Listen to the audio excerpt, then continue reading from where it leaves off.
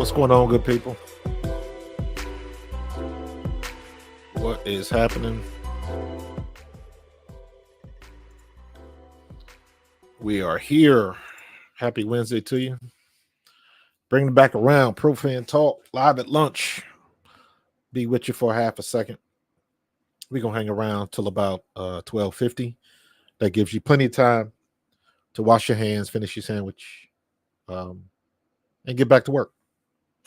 So what's going on? Hopefully not in that order. Hopefully you will finish your sandwich, then wash your hands, then clock back into work. That's the right order. But what's going on, folks? Pretty low key day. Looking back comparatively to everything that's going on this past week, but had a couple press conferences today. I saw Jalen Hurts, Dallas Goedert, Howie, and Nick Sirianni. You got some weird vibes going on. Now you get all of these people talking about Bill Belichick. And I saw some of the stuff that Big Seal said. And I'm like, I like Big Seals. I watch a lot of his content. But to me, it seems like he's doing a lot of knee-jerk stuff. So, which is interesting. But my opinion. Then I watched the WNBA draft was Monday. Put a lot of time into that. Good to watch, fun to watch. It was short, quick, to the point. They didn't mess around. It was as expected. Not a lot of surprises or anything like that. And it went off without a hitch, pretty much. I thought this is really, really, really nitpicking, but I thought like the commercials and stuff were weird because being used to watching the NBA and and even in NFL, when your clock goes down, you got to make the pick. But in the WNBA, when the clock went down, they went to commercial. So you had a whole nother, 3 to 6 minute commercial break in between picks. So, and then after that, I didn't even see the clock that much anymore. Maybe I just didn't pay attention to it. But I'm nitpicking on stuff that most people probably don't care or even realize. So it's all good. But yeah, it was cool, man. It was cool. I really liked it. I was really invested in it. I can't wait till the season starts so I can watch the games and really you can get a sense of what these women are really going to do at the next level, man, because this is matter of fact, I am working on a video now. I'm producing a video now about the draft. And really, I get into it at the end, but the Caitlin Clark, in my opinion, Caitlin Clark is not the most important person right now for the WNBA. The most important person is Kathy Engelberg. She is the commissioner. And the few times that I've seen her on TV, she has been about business. She has been about, I thought it was cool that she's not kind of going on that kick of we've been here, we should be just as good. And she's not on that kick. She is understanding and recognizing what Caitlin Clark means, what Angel Reese means, what Camila Cardoso means right now, and what they are bringing to the table as far as the fan base and the visibility that they are bringing from this ridiculous NCAA tournament that they just had. And she understands that. I saw an interview. I believe she was on Bloomberg, and she literally mentioned that this is their Bird Magic moment. And I have said the exact same thing, and that's exactly what it is. Magic and Bird, Larry Bird played for Indiana State. Magic Johnson obviously played for Michigan State, and they were in the NCAA title game, I believe, in 1978. And at that particular time, the NBA was not in a good spot at all. Most of their games were tape delay, meaning tape delay. Most young people really don't understand what that means. That means is your local networks will play the game at their convenience after the game is played. So the game has already been decided. Obviously, you couldn't do that in this day and age because of social media and all the betting and all of that kind of stuff. But there was a point where just the popularity of the game just was not that great. So they would still show the games. But if they played a game out in LA, it was on tape delay. Or if there was a game on the East Coast in New York, it was tape delayed for the West Coast audience. It was crazy, but suffice it to say, the NBA was not in a good place. But after the NCAA title game, I believe Michigan State beats Indiana State. They bring that attention right into the NBA, because everything was Celtics, Lakers, Magic, Bird. They kept that momentum going. That is why, and I say this in my video, that is why Celtics and Lakers fans can't stand each other to this day. That's where it started. And I'm saying all that to say, at least from my opinion and what I've seen of her, Kathy Engelbert understands what she has right now. And she understands where she wants to go. Because the big thing is everybody wants, you got all this fake outrage with people talking about the WNBA salaries. And it's like, y'all wasn't worried about that 3 and 4 years ago. And I'll keep it a buck with you. And in my video, I talk about, I literally say at the end of it, the ace up the commissioner's sleeve, Kathy Engelbert, the ace up her sleeve is me. I am the ace up her sleeve. And what do I mean by that? What I mean is last year, 2 years ago, ever, I didn't give two shits about the WNBA. Did not care. There was nobody in the WNBA. And I came up when Cheryl Swoops and Dawn Staley and all of them was in the Olympics, and Lisa Leslie and Rebecca Lobo and all them girls coming out of UConn and all of that kind of stuff. I was there from the beginning of it, and it really didn't pique my interest. It piqued my interest when Cheryl Swoops and that team won the gold medal. But even that did not translate into me watching the WNBA. It just didn't. I may have watched a couple games, maybe. But the fact that I got to think about it means I wasn't invested in it. I just wasn't. Now I am. Now I am going to buy. I'm going to try to find, tell my granddaughters, like, hey, what team do you like? What colors do you like? Whatever. And I'll buy her a jersey. I'll buy a merch. I'll buy some merch from Indiana or whatever the case may be. But I will spend money and buy some merch. And more importantly, I am going to watch some games. So all of these people with the fake outrage, they want to be outraged because of the story. But it's the same story that's been going on for the past 10 years, but nobody cared about it back then because it wasn't popular. Now it's popular. Now it's in vogue. Now everybody got to say about it.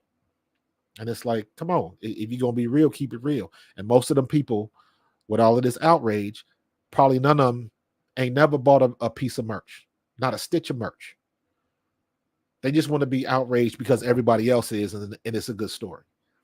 And they want to jump on the bandwagon and get more clicks and stuff like that. Yeah, absolutely. It's all about the money, but props to them because they got somebody that's worth it now. They legitimately got somebody that's worth it. And now they talking, and the commissioner talked about possibly expanding teams. I know I've seen a couple articles talking about they might come to Philadelphia, or they're in talks with Philadelphia as a possible location for an expansion team. So at least they are looking at the long term. But my point is that Kathy Engelbert has got it set up so she is looking long term. I saw one interview, she was talking about 20, 30 years in the future, and I was like, she's thinking long term. So even though everybody wants to, give these girls more money, what's the best way to do that? Go buy merch. Figure out ways to take the total revenue up. You know what I'm saying? So, and it just didn't exist before. I know some of them older players and the vets, the obvious example is Diana Taurasi, because she's taken the most amount of heat for some of the comments that she's made. Do I think she was throwing shade? A little bit, yes. But she wasn't wrong. She was not wrong. Talking about the how does she put it? The grace period that they're going to need. Basically, she's saying the rookie's going to have to take a little time before they get used to playing at the pro level. And that's with any team. There are going to be some outliers. There are going to be some rookies that come in and just light it up. And I think they are at that place right now. But I think that comes into play more for somebody like Caitlin Clark, when all she has to do is shoot. Get her an open shot. Let her shoot the shot. Yes, she's going to miss. Yes, she's going to have some bad games where she's 3 for 12 or something like that, if they let her get that many shots off. But we'll see how she plays, and they're going to have to get her involved in the game, because whether the veterans and stuff like that like it or not, she is the business of the WNBA right now, whether they like it or not. And let me be honest with you, I didn't even realize this about Diana Taurasi. Diana Taurasi's over 40. So her time is done. So I don't follow Diana Taurasi. I don't know what her TikTok and Instagram and Twitter, I don't know what their Twitter following, I don't know how visible she is in that space, because that space was different. Social media was in when Taurasi and them came in the league, but the way it manifested was totally different. It was a kids thing. It wasn't something that grown-ups did. You know what I'm saying? So it wasn't, the whole situation was a little bit different. Now, social media is a business. You can have a 6-figure salary from social media now. It is a legitimate way to earn money and have a business and be an entrepreneur and everything that comes with that. So now it is serious, and you can, and one of the things, I used an example from the XFL, even though he got hurt, but Destroying, the guy that had the 5 million subscriber YouTube fan base, and he made the UFL team as a kicker. He was a college football player, and they kicked him off the team because he was making too much money from YouTube. So, but this was before NIL deals and all of that kind of stuff. But what I'm saying is The Rock was not stupid. He knew that this kid was a legitimate kicker, had talent, and he had 5 million people following him. So what does he do? He makes sure he gets on the team. He earned it. He earned it. I don't want to say it like that, like they did him a favor or something like that. But he's a legitimate kicker. So he got all of them followers. Not all of them, but a bunch of people are watching the UFL because of Destroying. The same exact way a whole bunch of these women are watching the NFL because of Taylor Swift. Forget the fact whether you like her or not. That's irrelevant. She bringing in money. She bringing in merch. And that's the way it goes. The WNBA is in that moment right now. Everybody's buying. The Indiana Fever merch has got to be going through the roof right now. Hats and T-shirts and all of that kind of stuff. So it's going to be crazy. Hold on, I just had some breaking news come by. Breaking news: NBA issues. Hold on. Where'd it go? Dang it!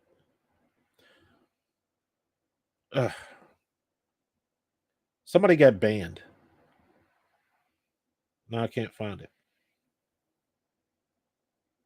Somebody just got banned from the NBA. Hold on, let me look this up. Somebody just got banned from the NBA. For it looked like it was for gambling. Hold on. Now I'm switching subjects on you real quick, but let me see what I can find out. Is that Porter Bow? Porter? NBA ban. Jonte Porter of the Toronto Raptors has been given a lifetime ban. Damn. By the NBA for violating the league's gambling rules. The NBA released a statement Wednesday announcing its ruling. The NBA began investigating Porter in late March for betting activity. Wow. A lifetime ban. Holy crap. Whew. Damn. That is crazy. Wow. Hey, there you go. The WNBA is on the come up. And hiccups like this lets them gain a little ground. But I mean, it's all about the controversy, though. That's interesting. That's very interesting. So I have to look more, and I wasn't expecting that. I have to look more into that a little bit later. But yeah, the WNBA's got some good people in place, and they are getting it done. Kathy Engelbert is about business. She's smart. She's not taking the bait about trying to, she wants to get the women more salary, but more people got to come to the games. And I think this year, more so than any other year, for whatever reason, this year, I think it's going to happen. Now, it looks like, based on, and I could be wrong, but I think she said like 2026, either 2026 or 2027, they're supposed to redo the collective bargaining agreement. And I think by that time, Caitlin Clark will be a staple in the league. All of these new girls are coming. You got Caitlin Clark this year and Angel Reese this year. Next year, you got Kate Beckers and that group. And I don't know when Lauren Betts is coming, but she's probably going to come to the league. Then after that, you got Juju Watkins, Isaiah James. You got all of these other young girls that are coming after me. You got a good crop of women that people want to watch. People want to watch. Tessa Johnson, Malaysia Wiley, Juju Watkins. Those three girls right there are must-see TV next season. Next season. I'm very interested to see. And again, interest, because now I'm invested. And that's what the WNBA has right now. They have investment. People want to see what's going to happen next. So I want to see who is Iowa bringing in to replace Caitlin Clark. Who's going to be the next superstar? Obviously, she's not going to have that type of hype that Caitlin Clark has. It's hard to, that was lightning in the bottle. It just happened to be, she said the wrong thing to the wrong team and it blew up. She talked shit to LSU and it blew up in her face. And that was when all of this, you can't see me and Angel Reese with the ring, and that's when all of that stuff started. Caitlin Clark started that stuff. Angel Reese didn't start it, but they made Angel Reese kind of as the villain in that whole situation. But that was Caitlin Clark. She started that stuff. The thing I liked about Caitlin Clark and why I started liking her and watching her was when they asked her about it after the game, she owned up to it. Just being competitive, she owned up to it. She didn't shy away from it. Because she did start it like that. And the whole thing with Raven Johnson waving her off like she can't shoot, all of that stuff came back. Karma came back. But at that moment, at that particular moment, that's when all of this hype started. You had a hero, you had a villain, and they were the best. It would be different if LSU wasn't any good or Iowa wasn't any good, but you got two teams in the national championship game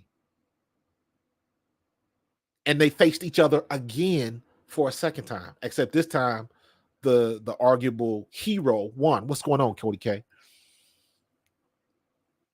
So, that's why I always, like Caitlin Clark. And then shout out to whoever her social media team is. Then what do? They showed a video clip, and maybe I was late to this party. They had she had the video clip on TikTok of her working out. They had the video clips of her working out. I don't know where she was, if she was at home, whatever the situation is. She was just shooting threes and doing sprints and suicides and all that kind of stuff. So then it gets into the work ethic thing, and that's what people like to see. Juxtapose that with the whole situation with Angel Reese at the beginning of the year. Was she on the team? Was she off the team? She wasn't showing up. She was traveling and doing her social media thing and being a celebrity and all of that kind of stuff. And it was all for her. It seemed like the optics were, it was all about celebrity and it wasn't about basketball. And then that whole situation where she was kicked off the team or she was away from the team. I don't know if she was burnt out or whatever. And of course, the situation with Kim Mulkey, she don't really help a situation because she says some off the wall stuff and she wasn't giving anybody any information. So you get what you get in that situation. But yeah, it was you had the hero and the villain. So I understand when Angel Reese kind of broke down at the press conference after they lost. I understand that. I didn't advise it, but you're gonna do what you do. It come out the way it come out. It wasn't really a good look for her, in my opinion. I don't doubt that she was genuine in the things that she has gone through. The problem, in my opinion, is when you talk like you talk and you put that energy out there like she did, when it comes back to you, you got to be able to handle it. You got to be able to handle it. So um it was just, I don't doubt that it was genuine, not even a little bit. Her experience is unique to her. But you get, it's very difficult to empathize when you putting that stuff out there, when you putting the energy out there and the smack talking and the pulling of the hair and the dirty plays and telling coaches to watch their mouth when you talking to grown women and like that whole aspect of it. Bayou Barbie and she from the streets and you putting that type of energy out there. So when you do that, you get more people that are on the fence about you. So yeah, she's a good player, but and you didn't have that with Caitlin Clark. Caitlin Clark was just the all-American clean-cut girl from Iowa. That was the dichotomy right there. And that happens in every league. Happens in every league. But in any case, Kathy Engelbert knows what she has. She is sitting on the gold mine. Yes, Caitlin Clark is the golden goose. But she's earned it. She generated all of this hype. Because if for all of this hype that we given her, if they had not made it to the tournament or if they had not made it to the final game, would it be justified? If she didn't break the records, would it be justified? If she wasn't hitting 3-pointers from the damn logo, would it be justified? Probably not. If you're going to hype somebody up and put somebody on TV as much as they did her, at some point in time, you got to show up. And every time they put that girl on television, she showed up. If she wasn't hitting the shots, she was passing her ass off. That girl can pass the ball. And that was very understated until it came to a point where sometimes your shot just don't drop. Sometimes you just ain't hitting on a particular day. And you know what she started doing? Getting people involved. Her and what's the other girl that got drafted? Martin. K Martin. They're gonna have some, Iowa gonna have some problems replacing them too.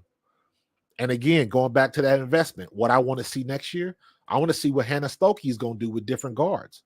I think Hannah Stokey is next in line. I put her in that class to be drafted, but I want to see if Hannah Stokey can get a short range jumper. Because if she gets a short range jumper, she's going to take over that team and be deadly. She's going to be one of them type of players where get her the ball every time down the court. So the investment is there. That's what Kathy Engelbert is talking about. The investment, the way the NCAA women's tournament played itself out. I am invested. I will be watching next year. I will be watching the WNBA this year. I will be tuning in for that first game, Indiana versus whoever, whatever that schedule is. After the draft was done, what's the first thing I did? Let me look down on the schedule. When is Indiana playing Chicago? In June. June 1st, and I think June 16th, I think it is. I could be wrong, but check that out. So, yeah.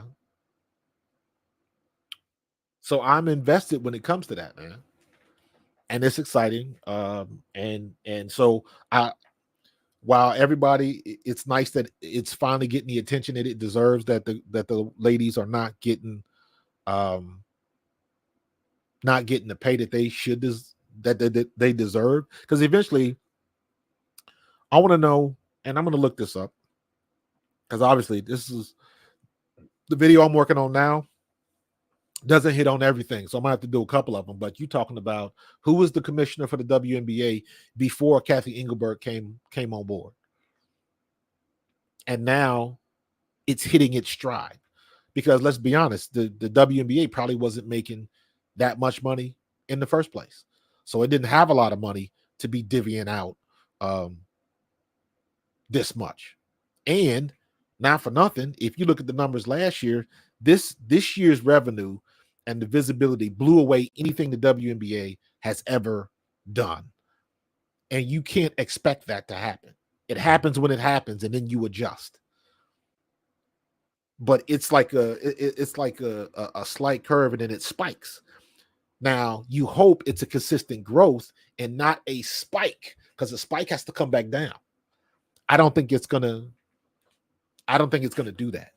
It's gonna come down a little bit because the hype dies down. But next year, who are we watching next year in the women's tournament that we think we're gonna follow to the WNBA? Kate Beckers. She's the one that I think of right off the bat. Kate Beckers and possibly the other 6'3" girl from Chloe Kitts from South Carolina. I don't know what Lauren Betts' classification is. Juju Watkins is a freshman this year, so she's got 2 to 3 more years to go. Same thing with Malaysia Fulwiley. Same thing with Hannah Hidalgo for Notre Dame, and the same thing with Tessa Johnson, also from South Carolina. So Juju Watkins, they are young. But what that does is I'm watching Juju Watkins until she becomes a senior. Hopefully she'll be in the finals, and I think she will be at some point in time. But back to my original point, I am invested because I want to see it happen. Juju Watkins is somebody I could follow. Yeah, Juju Watkins, Hannah Hidalgo, Audi Crooks for Iowa State, Malaysia Fulwiley, Tessa Johnson. I don't think Lauren Betts is a freshman. Matter of fact, yeah, she's not a freshman. I'm trying to think. There was like 4 or 5 freshmen this year that was lighting it up. Juju Watkins was the head of that pack, the freshman pack, in my opinion. Juju Watkins and Malaysia Fulwiley, because Malaysia Fulwiley played some significant minutes for South Carolina. And for her to do that for Dawn Staley is impressive. Tessa Johnson came out of nowhere. I didn't really pay attention to Tessa Johnson till late in the tournament, because I don't even remember her playing early in the tournament. Then the next thing you know, she hitting shots. So my point is, they are freshmen. So next year, they'll be sophomores. They'll be in their second year. Now you know who they are. Now you know who to watch. It's not like you trying to find somebody. Tessa Johnson and Malaysia Fulwiley didn't have the visibility that Juju Watkins had. Juju Watkins was with she got some connection with Bronny James and all of that kind of stuff. So she had a little hype out there in LA. So definitely, man. Definitely. Who's taking off? Like, people forget, like, Dawn Staley won this title with a whole new starting five. So yeah, man, it's about the investment, in my opinion. And because I was invested in the women's NCAA tournament, because I was invested in that and I watched it all the way through. I was invested in the women's game. I want to say I've been watching the women's game all year. And then I really started paying attention, I want to say probably about 3-4 weeks before they got to tournament play. And then you saw what happened in the SEC championship. Matter of fact, what's the girl? I forget what her name is, the head coach for Tennessee. She lost the SEC championship game because Camila Cardoso hit that last-minute 3-point shot.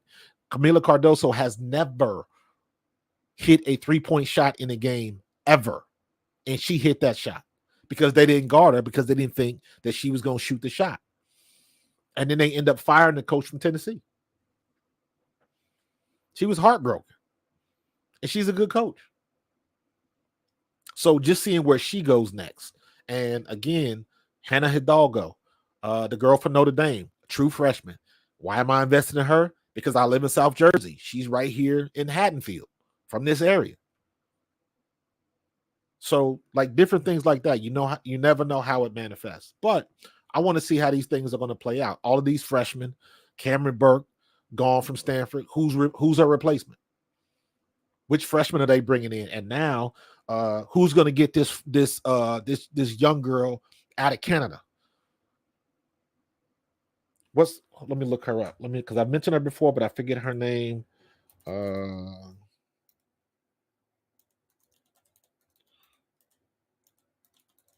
what is her name? Toby Fournier. I believe she is 14 to 15 years old in Canada right now. Toby Fournier. She can dunk with two hands. Who's gonna get her? If she probably done signed with somebody already. But all of that stuff can change because NIL, you can change your mind and all that kind of stuff. And somebody like her, I'm watching for. I want to see what's going to happen with him. I want to see, like, what is Ashlyn Watkins going to do? Ashlyn Watkins was a sophomore for um for South Carolina. Ashlyn Watkins can jump better and higher than almost anybody in college, women's college basketball. And she knows how to jump. Let me say that again. She knows how to jump. And I know she can dunk, and she can dunk with authority. Not just getting your hand above the rim. She can get up and dunk with authority. The problem is she rarely does it in the game. If she can get that skill set together where they can give her the ball down low and she can just sky over folks, because she'll pull down every rebound in the vicinity, period. Nobody's going to out jump her. The only way they can get rebounds on her is if they get position. And then you look at, that's why you look at somebody like Hannah Stuelke and the different things that she do. But they are not going to out jump Ashlyn Watkins. If Ashlyn Watkins, if something ever clicks in her head and she figures out how to get the ball low and just goes up and just yank on some of these girls, it's going to be crazy. It's going to be crazy. And that's one of those things where I know she can do it. I've seen her dunk. She's dunking she's gotten fast breaks before and she's dunked and stuff like that. But if she ever learns how to just go up and dunk, she'll be unstoppable. Same thing with Hannah Stuelke. And what I'm saying is, if she gets the same type of game, meaning if she gets that little mid-range shot together, she struggled with that a little bit. As high as she jumped, she's shooting from just underneath the free throw line. She's pulling up with a jumper and it's hitting the front of the rim. That means you're not getting extension. So just little things that she got to work on. And she's another one that Dawn Staley already has that can be unstoppable. So there is a lot of people to watch next year coming after Caitlin Clark. And now they got something to look forward to. And you got to think of it like this. That girl, Ashlyn Watkins, she was a sophomore last year. So give her 2 more years, right? Juju Watkins, give her 3 more years. Hidalgo, 3 more years. Malaysia Fawali, Tessa Johnson, 3 more years. Lauren Betts, let me see. Hold on. I spilled this coffee on the floor. Lauren Betts is, let me see. Lauren Betts, the girl from UCLA. Lauren Betts is 20, so she's a 6'7". So I'm guessing she's a sophomore.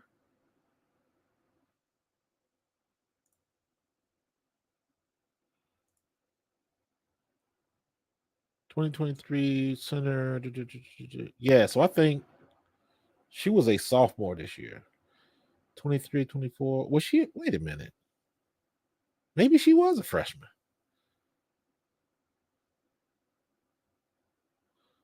22, 23. Okay, no, she was a sophomore. So this year was her second year. So she's got 2 more years. And the point I'm trying to make is the WNBA has another collective bargaining agreement, I believe in 26. 2026 WNBA